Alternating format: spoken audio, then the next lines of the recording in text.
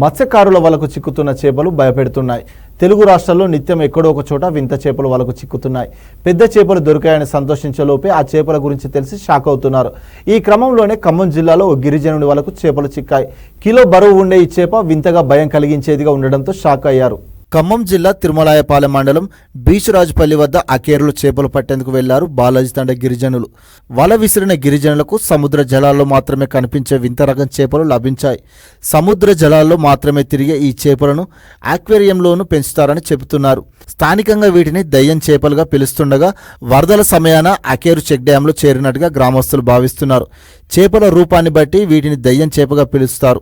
వాటి చుట్టూ ఉండే ఇతర చేపలను గాయపరచడం, చంపి తినడం ఈ చేపలకు అలవాటు. దీని కారణంగా దేశవాళీ చేపలు ఇతర విలువైన నీటి ప్రాణులకు ప్రమాదమని మత్స్యకారుడు చెబుతున్నాడు. ఈ చేప ఉన్న చోట మిగతా చేపలు అంతరించిపోతాయంటున్నారు. ఇతర దేశాలకు చెందిన ఈ చేపను మొదట ఆక్వేరియంలో పెంచేందుకు మనవారు తీసుకొని వచ్చారు. అక్కడ నుంచి దీని సంతతి పెరుగుతూ వస్తుంది.